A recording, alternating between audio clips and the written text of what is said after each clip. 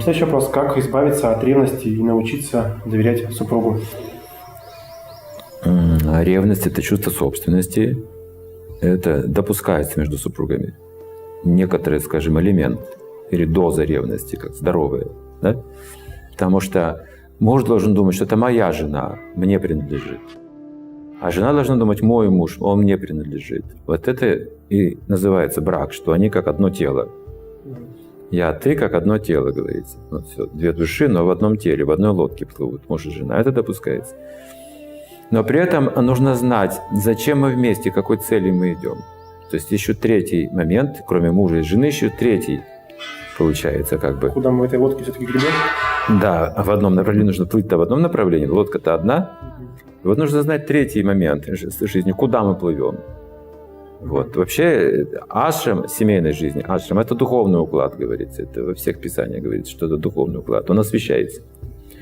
То есть жизнь человеческая освещается таким образом. Вот это важно понять. То есть цель не ипотека под 15% годовых? Вот это проблема. Вот это большая проблема, если они ставят материальные цели и наслаждение чувств, и ради собственной славы создают вот этот уклад жизни, то семейные люди начинают конкурировать друг с другом, обманывать друг друга, разные семьи и культуры, и враждовать друг с другом.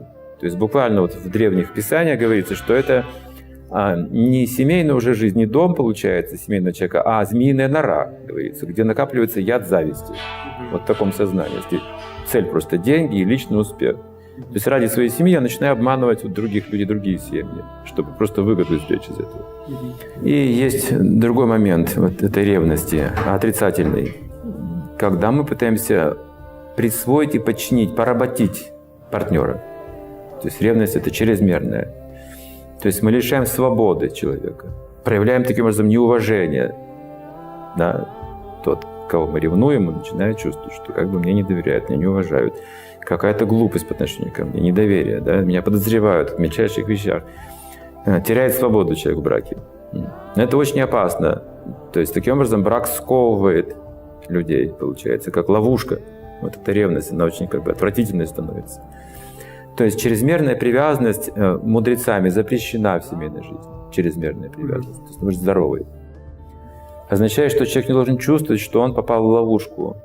Чужой как бы не стал чьей-то собственностью, рабом. Полностью подчиненным человеком, потерявшим свободу выбора, потерявшим индивидуальность. Например, мужчина, для него очень важно чувствовать свободу. Это его природа. Всегда во всем, и в семье тоже. Но говорится, что он может быть свободным полностью, делать, что хочет, идти куда хочет, если он чист. Вот если не чисто, да, ревность жены рядом, куда пошел? Она подозревает. Она чувствует, да, что у него есть какие-то интересы, помимо нее, помимо семьи. Тогда эта ревность начинает бороться друг с другом. Как вот получается избавиться? Избавиться от нее, либо как научиться доверять ему? То есть понятно, что вот, да, возможно, в большинстве случаев она понимает, что это необоснованно, да, ничто с собой не поделать не может, как ей научиться доверять. Поэтому говорится, что мужчина или женщина в семье должны быть привязаны друг к другу и к Богу. Все. Значит, развиваются доверительные отношения. Что Бог, как совесть, контролирует.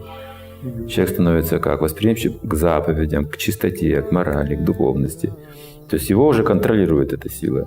Вот эта связь с Богом. Поэтому говорим, что это духовный уклад жизни именно. Без духовного уклада кто же будет контролировать? Это жена будет, муж контролировать. И они будут все равно обманывать друг друга, потому что совесть-то не контролируется.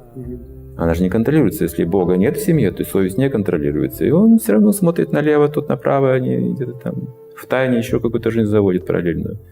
На 2 лодки живет, на 3 лодки. На 3 лодки, на 5, сколько угодно сейчас может быть примеров. Да. Всю жизнь человек может менять